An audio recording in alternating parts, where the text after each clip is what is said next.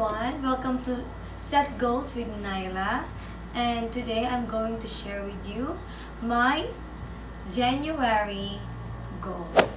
So, as you can see doon sa aking page, I shared a picture of my goal for the month. And so, every month, I will post on the very first day of the month the list of my goals for each month. And then, at the end of the month, I'm going to share with you through my videos how was the experience and how I was able to accomplish them. So my first goal for this year was to declutter. So basically, I cleaned everything in the areas of my life. So syempre, first dito sa office, malinis dapat lahat. Sa bahay, sa cellphone, sa aking mga friend list, and everything. So, na-realize ko sa decluttering projects na ito is that it's so important to know what's the most important thing sa ating buhay. So, nung nagde-declutter ako, na-realize ko na pagdating ng panahon, yung anak ko gusto ko maintindihan na it's so important for her to understand na in this life, you can accumulate a lot of things. But then, you should be able to know what's really matter most. And hindi kailangan lumang-luma na yung gamit bago mo ibigay sa mga tao. Kahit na bago pa yan, pero hindi mo siya ginagamit ng at least 6 months na, i-let go mo na sila. And the less things na meron ka na you are attached to, the greater your happiness because you will realize that you are free from all these physical attachments. And so, pag nagde-declutter ako, natutunan ko, example, ito yung cabinet, ilabas mo lahat yung gamit. And then you thank them, and then ibalik mo na lang sila kung ano lang talaga yung gusto. Okay. Second is my revelation journal. So, if you know me, I am a very journal lover. Pero I have different kinds of journals. And one journal that I just started recently is I called it the Revelation Journal.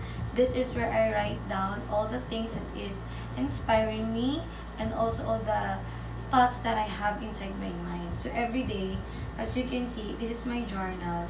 I have like I put like a mark.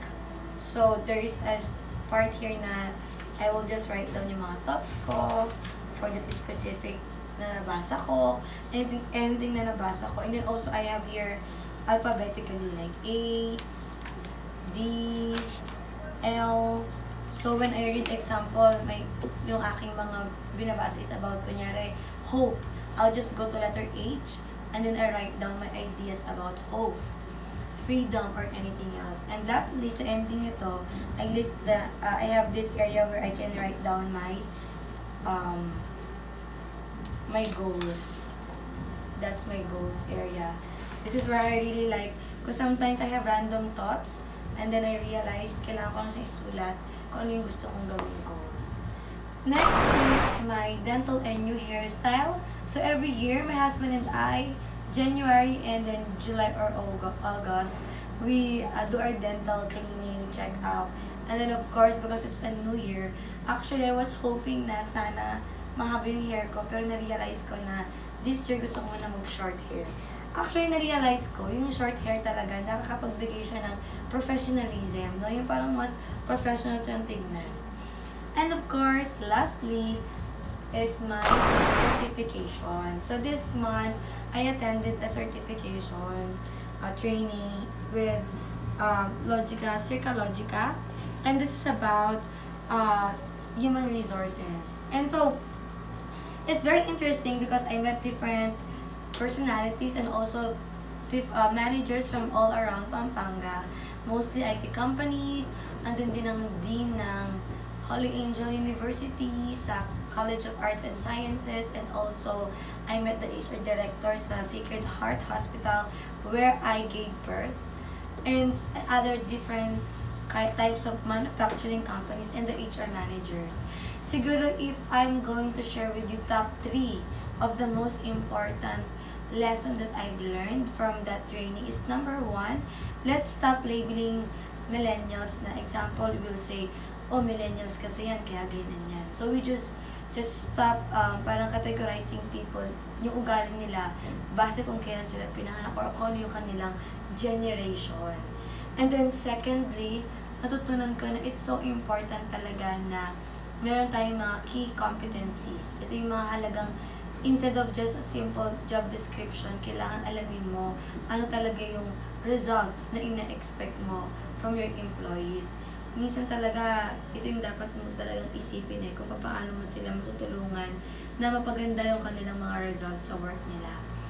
And lastly, siguro yung pinakamaganda ko na natutunan dito is yung different kinds of motivating the people, which is very applicable sa lahat hindi lang sa employees. Like when you motivate people and you learn and you teach them, meron talagang mga techniques na pwede mo rin siyang gamitin sa pamilya mo at sa iba pang aspect. And lastly, yung pala, yung teaching, no?